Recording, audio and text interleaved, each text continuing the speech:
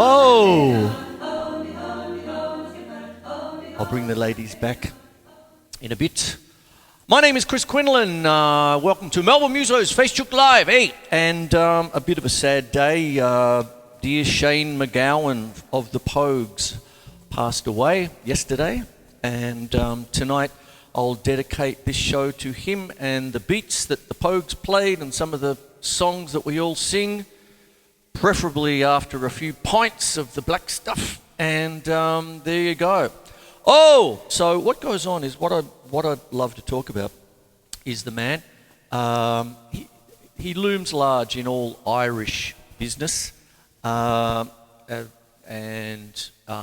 Please forgive me for repeating myself, but I grew up in an Irish pub, dear old Dad's Dan O'Connell Hotel, 63 to 76, and then through the 80s, the Pogues loomed large, dirty old town, with the Dubliners, Irish Rover, a pair of brown eyes. Who sung that? Oh, Fairy Tale of New York.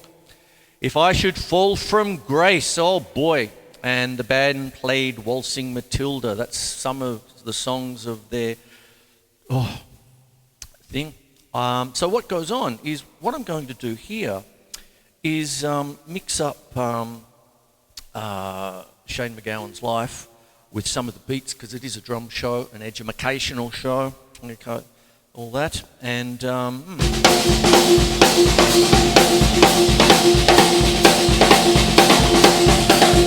oh, who's jumped around to that kind of a beat? The train beat. I'll take the triggers out just for a bit.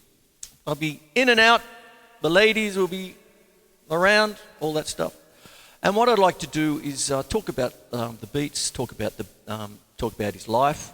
Pretty roustabout kind of life. Wow. And there you are. But the first beat that everyone jumps around to is, I did this with a cowboy hat on once. The train beat, Johnny Cash. But if you take a single stroke roll and accent 2 and 4, quavers, 1 and 2 and 3 and 1 and 2 and 3 and 1 and 2, 2 feel 1. 1, 2, 3, 4, 1, 2, 3, 4, and 1. Spruce it up a bit.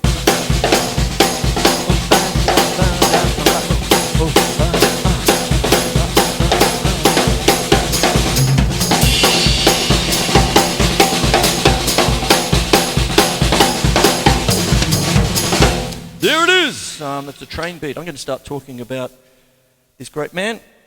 And here we go. Let me see. Shane Patrick Lycehart MacGowen. Christmas Day, 25th of December 1957 to the 30th of November 2023, yesterday.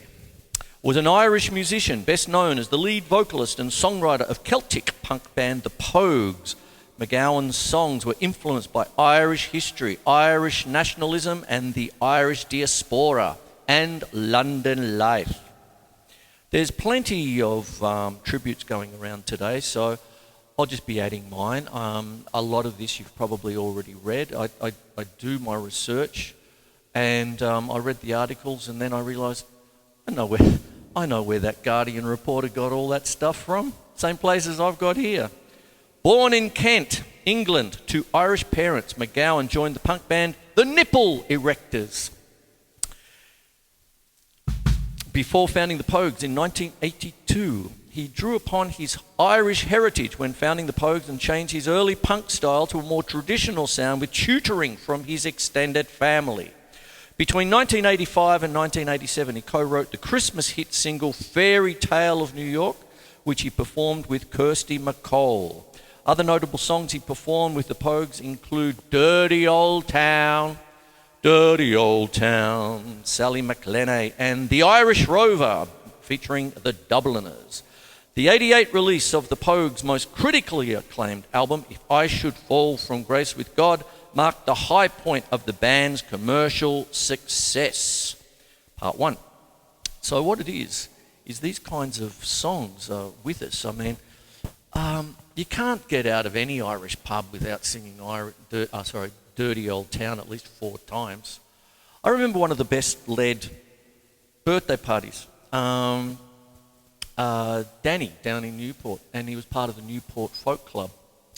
It's a long time ago now, about a dozen years ago. And all the people from the Newport Folk Club turned up, and there was a big party. And the main guy of the folk club came out with this sack, and it was all full of folders, and it had all the Irish songs, all lead sheets, the melody and the chords. And the idea was if you could play the melody, play the melody. If you just want to play the chords, play the chords. And it was a fantastic night. I was teaching his son, so the drums got pulled out. I brought my guitar, pulled out the drums, and I was playing all these beats most of the night, winging it and all that. And the one thing I remember is that every hour, Dirty Old Town got dusted off again. All night long, about 4 times we played it. There you go. So that's what it is. And when you're doing that particular song, it's a medium shuffle. And I'll get stuck into it. That's part of what it is. Da-da-da-da.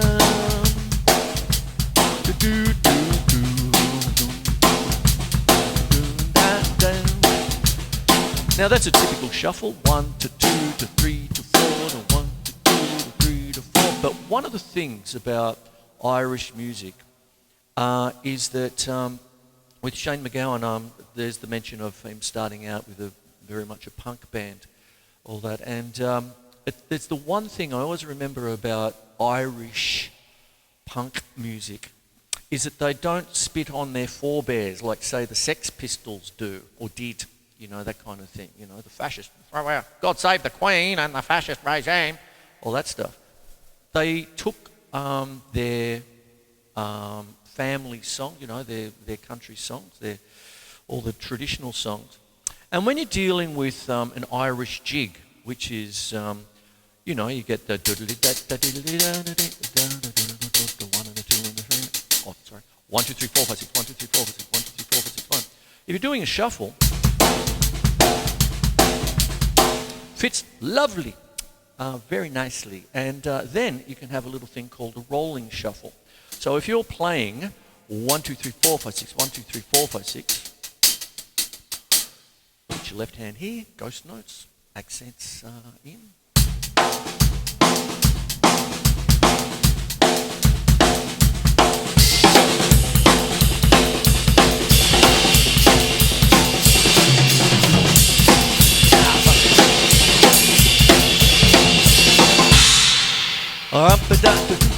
This time I'm playing to win. You know, wonderful beat. And 1 and a 2 and a 3 and a 4 and a 1 and a 2 and a 3 and a 4 if you're counting triplets in 4/4, making it a bit more rocky. And it goes straight to the Irish jig, 6/8, and it goes straight to Dirty Old Town. Not that they're playing a rolling shuffle, but it is a medium shuffle.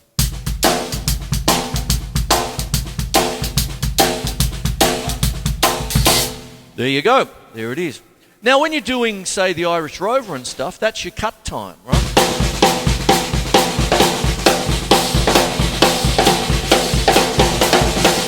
So,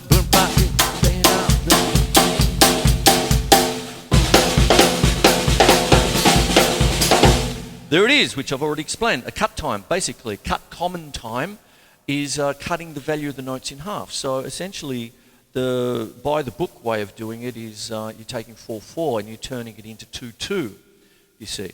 So if you're, say, going, let me see, if you're doing a cut time, like, right,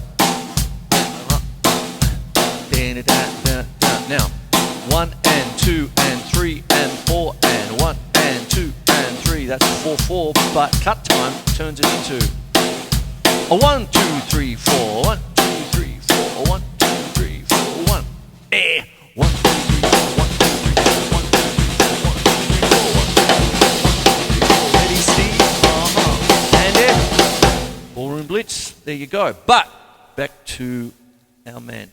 There you go. Let me see. During a 1991 tour, the Pogues fired MacGowen for unprofessional behaviour. He subsequently formed a new band, Shane MacGowen and the Popes, with which he recorded 2 studio albums. In 2001, MacGowen rejoined the Pogues for reunion shows, remaining with the group until 2014. He also produced solo material and collaborated with artists such as Joe Strummer, Nick Cave, Steve Earle, Sinead O'Connor, and Ronnie Drew. Okay. MacGowen received a 2018 Ivor Novello Inspiration Award and a Lifetime Achievement Award. Oh, I saw that thing with Nick Cave this afternoon when they were doing their little duet. Ooh, a little bit on the terps there, Shane. There you go. It was pretty out there, but it was funny, and everyone was having a great time. But that's what he's famous for. He's roused about life, and there you have it. Now, one of the things that goes on with his lyrics are just wonderful. Things like that. I've done the cut time and the train beat, all that business. And one of the things about that is that sort of comes from the Scottish reel in 2/4. And I've just finished talking about the Irish jig in 6/8. They're both in duple time. Now, it wasn't too long ago that we had Remembrance Day, and I did a show on that. And that is also in duple time. So what happens is, if you've got 2/4, like 1E and a 2, and 1E and a 2E and a 1 and a 2E and a 1E and a 2E and a 1. Well, there's the typical march in 2/4, and then it goes back to a Scottish reel. The Irish jig's in 6/8, so if you're going to go to a marching thing, it's compound duple time. So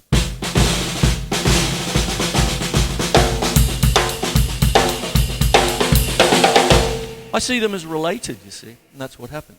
One of the things about time signatures is that they tend to delineate the kind of beat that you're doing, that kind of thing. So I see a big difference between, say, 2/4 and 4/4.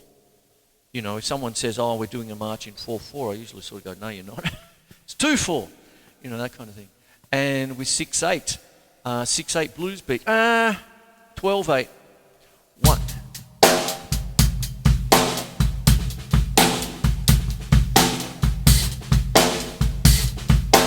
Pair of brown eyes. Okay, there you go, that kind of stuff, depending on the speed.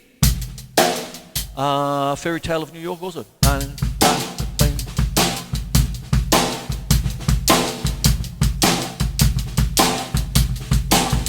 There you are.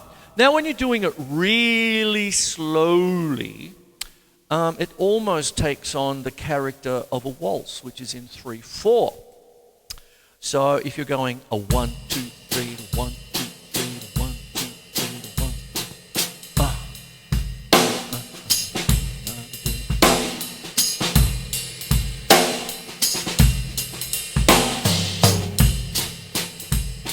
you see, it's got that kind of feel to it, very slow when you're doing a slow, such as the band played Waltzing Matilda, things like that. Then I'm doing a whole bunch of their famous ones. There you go. Back to reading. There we go. There you go. One thing about Sinead O'Connor, when Shane MacGowen was not doing too well with the hard drugs and stuff, Sinead O'Connor turned him in to help him out. He didn't like it at the time. I don't think anyone would, having the boys in blue turn up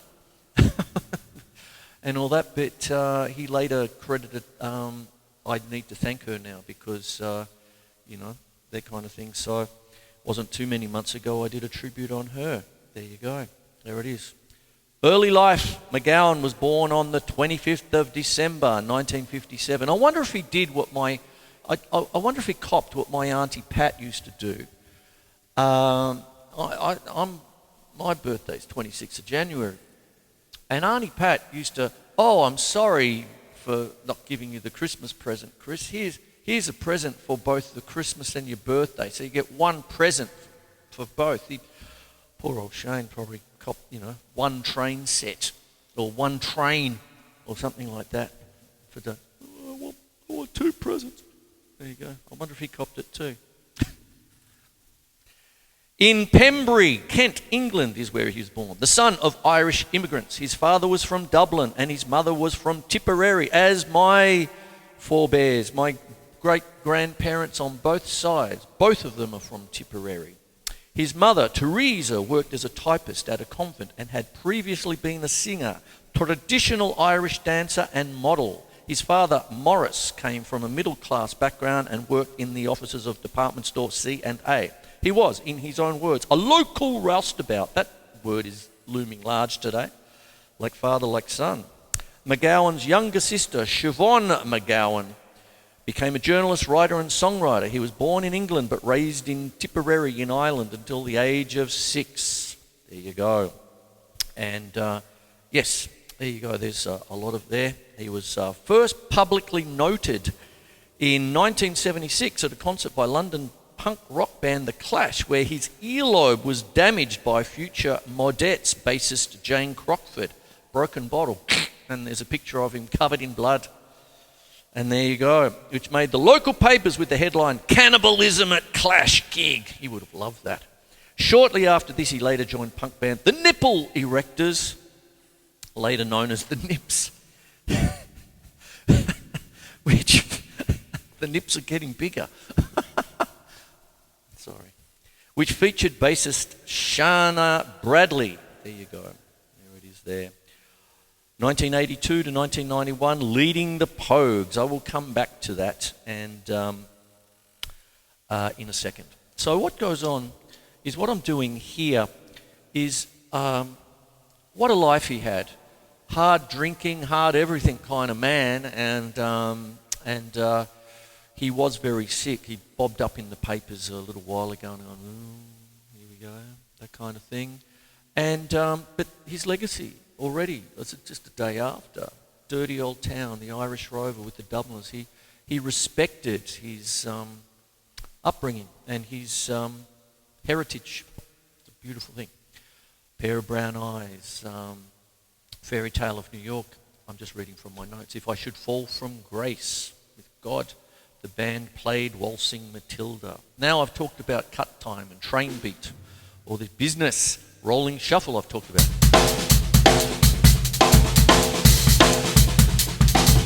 But they also did Rocky Road to Dublin, 1, 2, 3 to 5.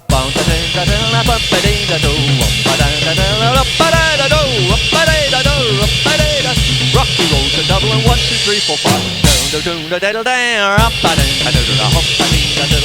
That is known as a slip jig in 9/8. A normal jig is in 6/8 in 2 groups of 3, and a slip jig is in 9/8, 3 groups of 3.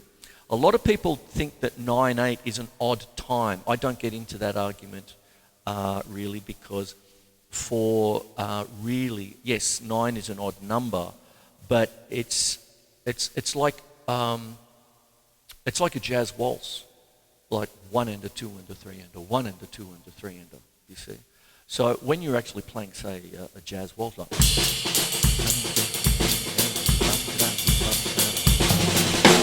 think a bit Joe Morello there.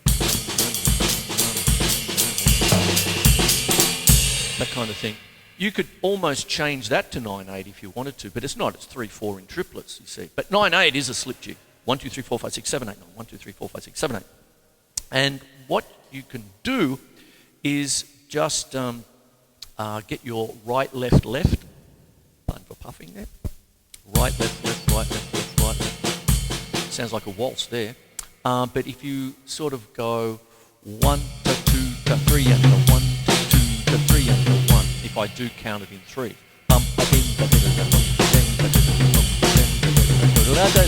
Rocky Road to Dublin, 1, 2, 3,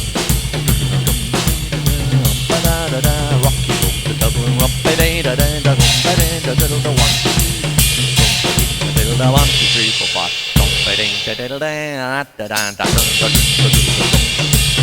1, 2, 3 and a 1, 2, 3 and a 1, 2, 3 and a 1. If I was to count it in 3/4, you see. It's a little bit more economic than 1, 2, 3, 4, 5, 6, 7, 8, 9, like that. Just go 1 to 2 to 3 and a 1 to 2 to 3 and a, like that, you see. Right, left, right, left, right, left, left, right, left, right, left, right, left, right. And then when you've got the bowed on, which I'm lousy at, I should practice more. There it is. Now, I'll get back into it a little bit. Now, one of the things that I wanted to talk about is that he would have loved, he probably is, getting a wonderful Irish wake and thinking about all the funny things and everything. So that's why I deliberately do not want to be morbid about Shane MacGowen. I mean, he lived a life, that kind of thing. And for everything that he did, all his ups and downs and in-betweens and, that kind of thing. He finally got his teeth done a few years ago, that kind of thing. And he was loud and proud, and that's really what I'm talking about here. Is that that's what he wanted. I mean, look at that, cannibalism at a Clash gig. Oh. Quick, take the photo. That kind of thing, blood everywhere. From his girlfriend. MacGowen drew upon his Irish heritage when founding the Pogues and changed his early punk style. Many of his songs were influenced by Irish nationalism, Irish history, the experiences of the Irish diaspora, particularly in England and United States, and London life in general. These influences were documented in the biography Rake at the Gates of Hell, Shane MacGowen in Context. He often cited the 19th century Irish poet James Clarence Mangan and playwright Brendan Behan as influences. I'm going to do a show on Brendan Behan. I meant to do one about a month ago, but I ended up doing James Joyce's Ulysses instead. And that's on my list of things to do. I might do it this weekend. What do you reckon? Their most critically acclaimed album was If I Should Fall From Grace with God, 1988, which also marked the high point of the band's commercial success.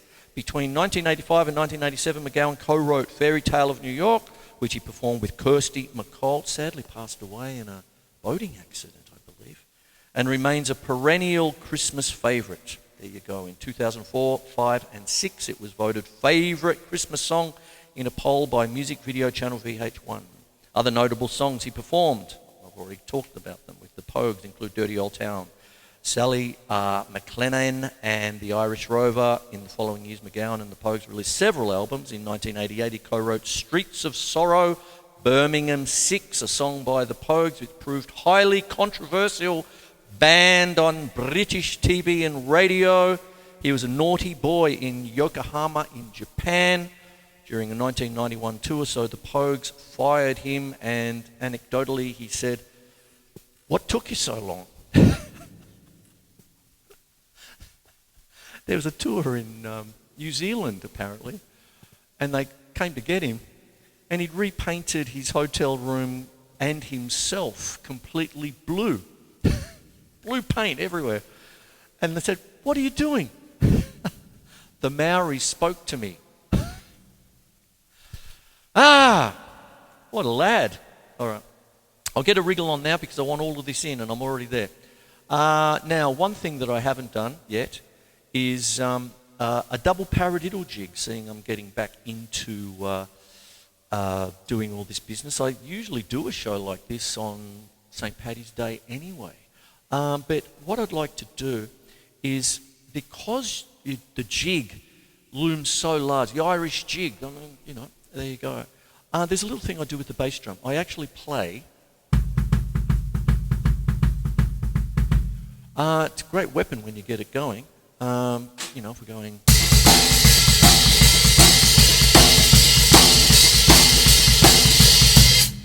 Just keep it going, pump it out. And then what I do to resemble the Bowron a little bit and get a little bit of a figure going is a double paradiddle played in triplets. So you get right, left, right, left, right, right, left, right, left, right, left, left. Treated as triplets, 1 and a 2 and a 3 and a 4 and a 1 and a 2 and a 3 and a 4 and a 1 and a 2 and a 3 and a 4 and a 1 and a 2 and a 3. Put in that.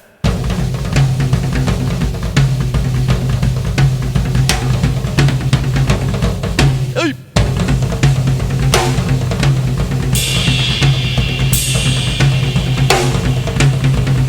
There it is, you see? There it is. I might put these fellas back in now. And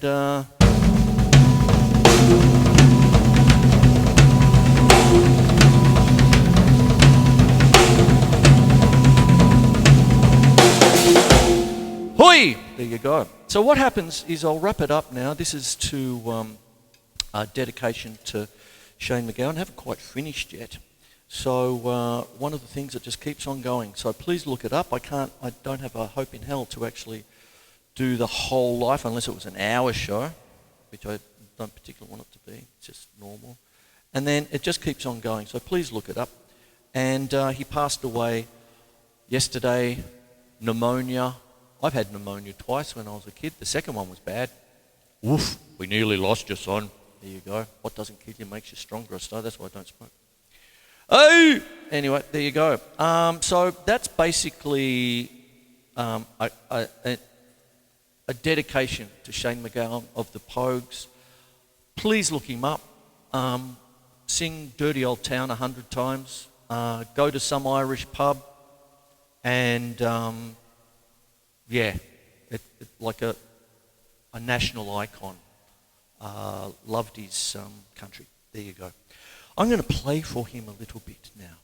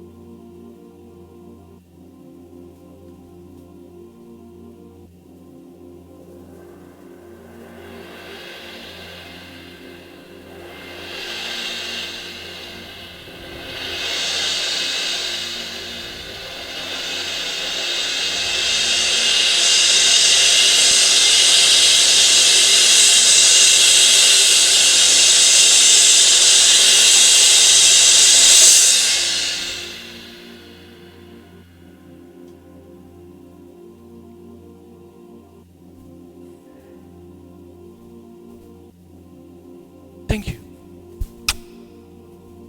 Have a point for Shane.